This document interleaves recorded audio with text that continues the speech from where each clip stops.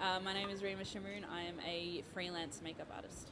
My name's Emily Noone, and I am a director, a little bit of an editor, and I like to be behind the camera if I can. My name's Dia Taylor. I'm an independent filmmaker from Melbourne. I mainly specialise in directing, producing, camera work and first AD work.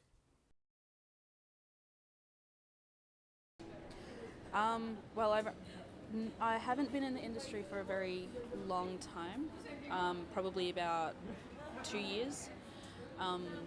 I did my course at Vic Uni in 2014, and basically as soon as I finished that, I was on my first feature film, which was The Green Woman, and that was at the start, that was in January of 2015, and since then I've been doing just freelancing with the makeup, just doing feature films and other short films, and just trying to get all the connections that I can and building my experience and my portfolio.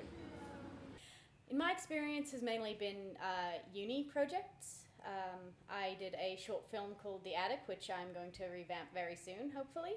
I've also done a 15 to 20 minute documentary on a Melbourne band called The Rum Runners. They're an up-and-coming pirate metal band, fairly well known through the underground, actually.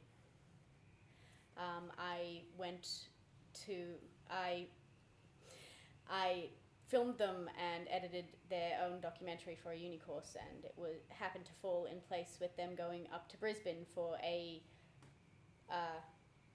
concert called Lagerfest, put on by Lagerstein, which is a very big pirate metal band in Brisbane. So that was a lot of fun.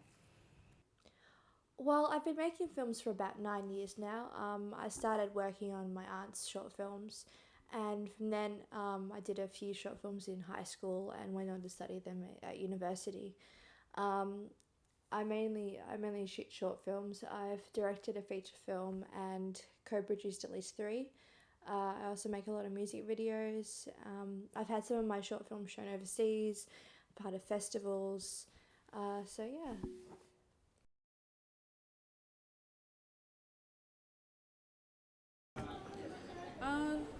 To be honest, I never really thought of what it's like being a female in the industry. Like, I have noticed that in this particular industry there are definitely less females than there are males.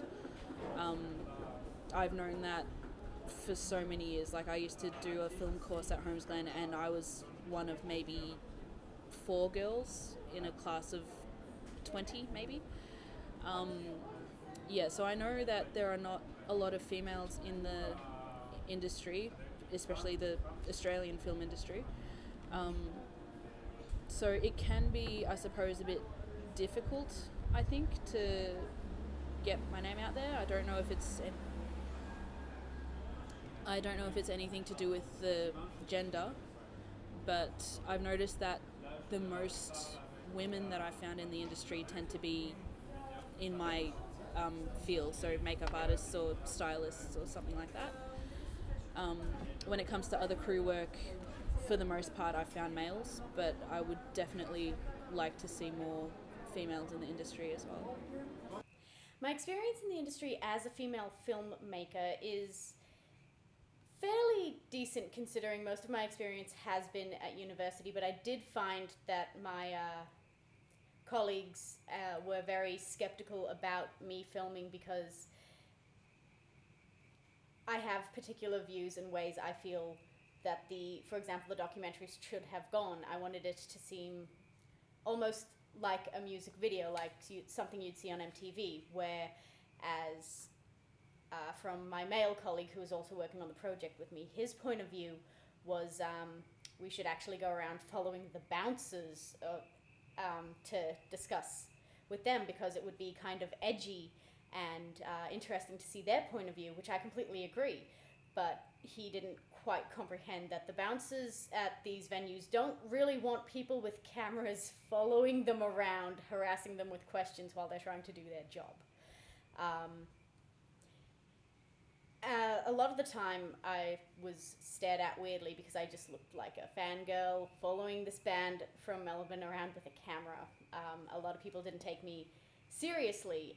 They thought I was just kind of this kid because I'm quite young and quite short too, so I actually do look a bit like a teenager, and they just thought I was being this little kid looking for some internet fame, saying, I'm a filmmaker, I'm a director, look at this. Whereas if one of the band members or one of the roadies had the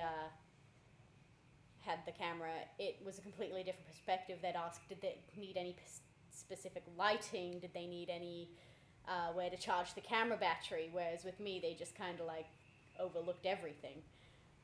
But it's a mix of, some people just don't quite understand how big the female presence is in filmmaking, and that I also kind of looked like I was too young to be at the bar. So, yeah. As a female filmmaker in the industry, I personally haven't had a lot of issues. I guess I've listened to a bit less than my male co-workers sometimes, but on the rare occasion I work with some great people. I've been flirted with a few times on set after I've asked them not to, but yeah, that's sort of my main experience. Apart from that, it's been pretty fine. I mean, me saying that, obviously I'm not saying that there isn't problems out there in the industry. I've read a lot of sexism out there. Yeah, it's unfair to to female filmmakers and male filmmakers who do right by their female co-workers. So yeah, there's definitely an issue in both the mainstream industry and definitely the indie industry as well.